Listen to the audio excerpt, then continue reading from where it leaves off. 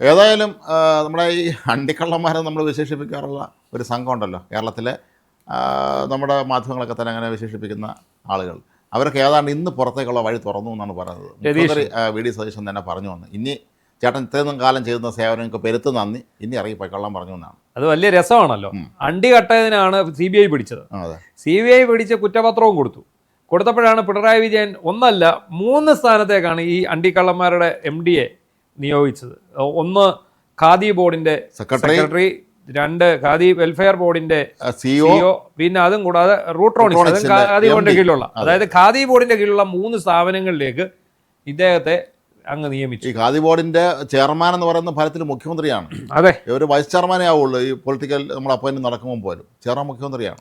ഓർത്തോണം, ഒരിടത്ത് അഴിമതി നടത്തിയെന്ന് സുപ്രീം കോടതി വരെ കണ്ടെത്തിയ കേസിലെ പ്രതിയാണ്, 1ാം പ്രതിയാണ്. അതാണ് കഴിഞ്ഞ ദിവസം ജസ്റ്റിസ് ബദറുദ്ദീൻ ചോദിച്ചത്, ഈ അഴിമതിക്കാരനെ എന്തുകൊണ്ട് നിങ്ങൾ ഇത്രയും 3 സ്ഥാനങ്ങളിൽ എത്തിയിരിക്കുന്നു എന്നുള്ളത്. അപ്പോൾ നിന്നെ ഞാൻ ഒരു അഴിമതി കേസിൽ നീ ശിക്ഷിക്കപ്പെട്ടാൽ നിന്നെ ഞാൻ 3 അഴിമതി നടത്താൻ നിയോഗിക്കും എന്നുള്ള കണക്കൂട്ടലാണ് പിണറായി വിജയൻ ഇയാളെ 3 സംബന്ധിച്ചിടത്തോളം ഒരുത്ത അഴിമതിക്കാരനെ, തീവട്ടി കൊള്ളക്കാരനെന്ന് പറഞ്ഞാൽ അവൻ നമ്മുടെ ആള്, അവനെ ചേർത്ത് നിർത്തുന്ന പറയും.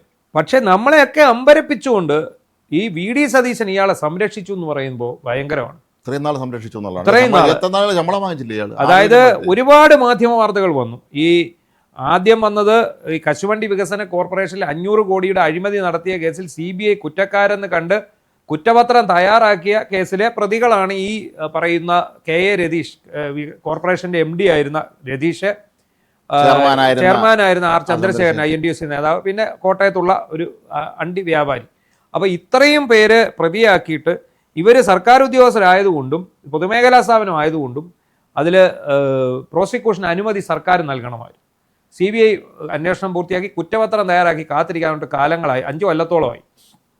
അവസാനം പരാതിക്കാരനായിട്ടുള്ള കടകംപള്ളി മനോജ് ഹൈക്കോടതിയെ സമീപിച്ചിട്ടും ഇവർ അന്ന് ഈ രതീഷിനെ അടക്കം പ്രോസിക്യൂട്ട് ചെയ്യാനുള്ള അനുമതി കൊടുത്തില്ല. പിണറായി വിജയൻ 2 പേരെയും, അതായത് ചന്ദ്രശേഖരനെയും രതീഷിനെയും ഇടത്തും വലത്തും ചേർത്ത് ആലിംഗനം ചെയ്ത് നിർത്തിയിരിക്കുകയാണ്. പറഞ്ഞില്ലേ, ഒരുത്തൻ കൊള്ളക്കാരനാണെന്ന് കണ്ട പിണറായി അവനെ കൂടെ നിർത്തുള്ളൂ. കാരണം സ്വന്തം വർഗത്തിൽപ്പെട്ടു, വർഗത്തെ തിരിച്ചറിയുന്നു എന്നുള്ളതാണ്. അത് നമ്മൾ അംഗീകരിച്ചു. കാരണം പിണറായി കൊള്ളക്കാരനായതുകൊണ്ട് അദ്ദേഹം സംഘത്തലവന്മാരെ, ഉപസംഘ തലവന്മാരെ കൂടെ ചേർത്ത് നിർത്തി എന്നുള്ളത് നമുക്ക് ന്യായം. ഇനിയൊരു വിവരമില്ല. അപ്പോൾ അത് ക്യാപ്റ്റനാണ്, എല്ലാത്തരം ക്യാപ്റ്റൻ, പൈറേറ്റ്സ് ഓഫ് ദ കരീബിയൻസിന്റെ ക്യാപ്റ്റൻ ആണ്. ഈ ക്യാപ്റ്റൻ എന്നുള്ള പേരിനേക്കാളും നല്ലത് നമുക്ക് ബോസ് എന്നാക്കാൻ നല്ലത്. കാരണം പഴയ കൊള്ള സിനിമകളിൽ, മലയാള സിനിമകളൊക്കെ ഒരു ബ്ലാക്ക് ആൻഡ് സിനിമ ബോസ് എന്ന് പറയുമല്ലോ, കൊള്ളക്കാരനെ ആജ്ഞാപിക്കില്ല ഇങ്ങനെ തലവൻ വന്നിട്ട്. അതുപോലെ ഇയാളെ ക്യാപ്റ്റൻ പദവി മാറ്റി ബോസ് ആക്കണം. ബോസ് ക്യാപ്റ്റൻ പുള്ളിയെ തന്നെ വിളിക്കുന്ന മറ്റേ വിമൽ കുമാർ എന്ന് വിളിക്കുന്ന പോലെ അദ്ദേഹം തന്നെ വിളിക്കുന്നതാണ് ക്യാപ്റ്റൻ. നാട്ടുകാർ കണാപ്പൻ എന്നാണ് വിളിക്കുന്നത്. അപ്പോൾ അദ്ദേഹം ഈ കണാപ്പന്റെ കാലത്താണ് ഈ 3 ഇടത്തേക്ക് ഈ ഒരു കൊള്ളക്കാരനെ 3 സംഘത്തിന്റെ തലവനാക്കുന്നത്. നീ ഇത്രയും നാളും നടത്തിയ കൊള്ള തുടരുക, പൂർവാധികം ഭംഗിയെ തുടരുക എന്ന് പറഞ്ഞു. അപ്പോൾ എന്ത് സംഭവിക്കുന്നു? ഇയാൾക്ക് അമിത ആത്മവിശ്വാസമായിരുന്നു രതീഷിനെ. ഓർത്തോണം, V.D. സതീശൻ വന്നപ്പോൾ നമ്മൾ ആദ്യം വിചാരിച്ചിരിക്കുന്നത് എന്താ, അഴിമതിക്കെതിരെ സന്ധിയില്ലാ സമരം നടത്തും, പിണറായി വിജയൻ പിന്നെ പുറത്താക്കി ഓടിച്ചുവിടും, അവിടെ എല്ലാം തല്ലി ഇവർക്കെതിരെ എല്ലാം വിജിലൻസ് അന്വേഷണം പ്രഖ്യാപിക്കും. പക്ഷെ നമ്മളെയൊക്കെ ഞെട്ടിച്ചുകൊണ്ട് V.D. സതീശൻ ചെയ്തത് എന്താണ്? ഈ പറയുന്ന രതീഷ് എന്ന് പറയുന്ന വലിയ കൊള്ളക്കാരനെ ഇവിടെ തുടരാൻ അനുവദിക്കുകയാണ് ചെയ്തത്.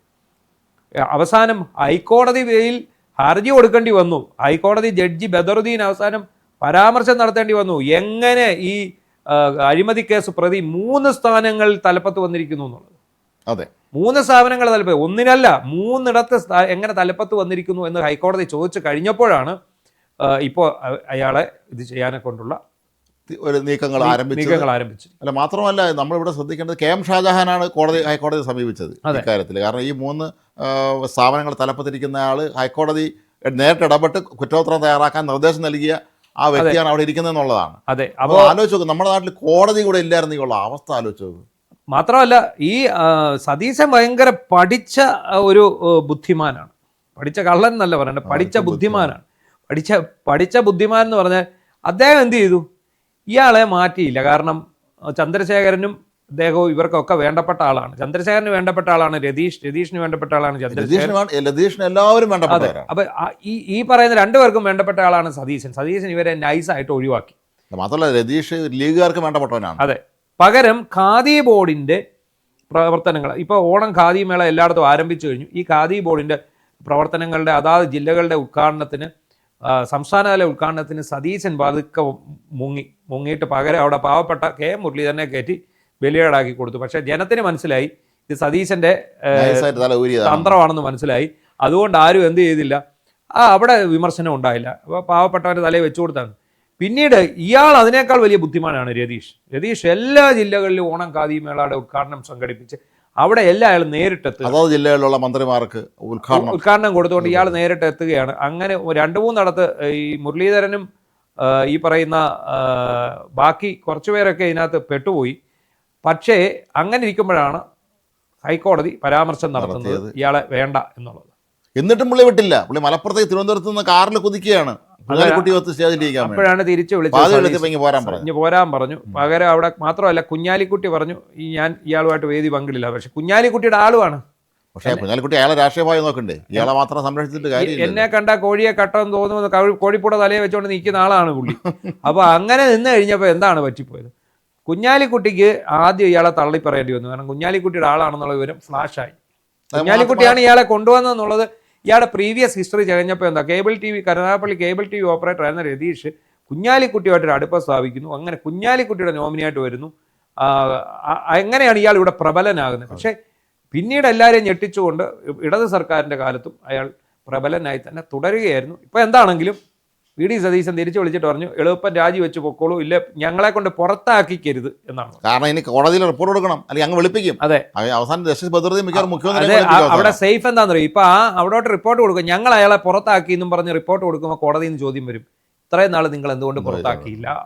ഇപ്പൊ അതിന് പകരം അയാൾ രാജിവെക്കുകയാണെങ്കിൽ അയാൾ കോടതി പരാമർശത്തെ തുടർന്ന് സ്വമേധയാ രാജിവെച്ച് പോയിരിക്കുകയാണ്. ഞങ്ങൾ അവിടേക്ക് പുതിയ ആളെ നിയമിച്ചിരിക്കുന്നു, ആ ഭാഗം പരിഹരിച്ചിരിക്കുന്നു എന്ന് പറഞ്ഞിട്ട് അയാൾ വിടത്തേ ഉള്ളൂ. അതാണ്. പക്ഷേ കോടതി എനിക്ക് ഒന്നുമില്ല വെറുതെ വിടുന്നു. കോടതി കാരണം ചോദിക്കും, എന്തുകൊണ്ട് നിങ്ങൾ ഇയാളെ വരാൻ അനുവദിച്ചു? ഈ CBI കേസിൽ പ്രതിയായ ആൾ എങ്ങനെ ഈ കഴിഞ്ഞ 5 വർഷമായിട്ട് എങ്ങനെ ഇതിൽ തുടർന്നു? 3 വർഷം ഇവരും LDF-ഉം, അല്ല 4 വർഷം LDF-ഉം ഈ 5ാമത്തെ വർഷത്തിൽ UDF. എങ്ങനെ 2 സർക്കാരുകൾക്ക് ഇത് തുടരാൻ സാധിച്ചു എന്നൊരു ചോദ്യം വരും. ഇന്നിപ്പോൾ രതീഷ് രാജിവെച്ചേക്കും. നമ്മൾ ഈ വീഡിയോ എടുക്കുന്നിടം വരെ രാജിവെച്ചിട്ടില്ല, ഉടനെ രാജിവെച്ചേക്കാം.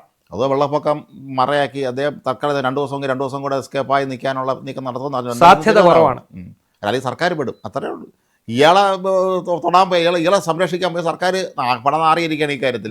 ഇനി ബാക്കിയും കൂടെ പൂർത്തിയാക്കേണ്ടി വരും.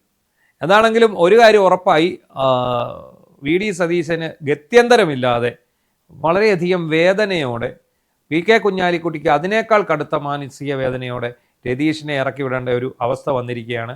ഇത് ജനാധിപത്യത്തിന്റെ വിജയമല്ല, ഇത് കോടതിയുടെ വിജയമാണ്, ജുഡീഷ്യറിയുടെ വിജയമാണ്. കാരണം ഈ ജനാധിപത്യത്തിൽ ജനങ്ങൾ തിരഞ്ഞെടുക്കപ്പെട്ട ആൾക്കാർ ഇങ്ങനെ കള്ളന്മാരെ സംരക്ഷിക്കാൻ തുടങ്ങിയാൽ പിന്നെ കോടതികൾക്ക് ഇടപെടുകയല്ലാതെ മറ്റു മാർഗമൊന്നും ഇല്ല.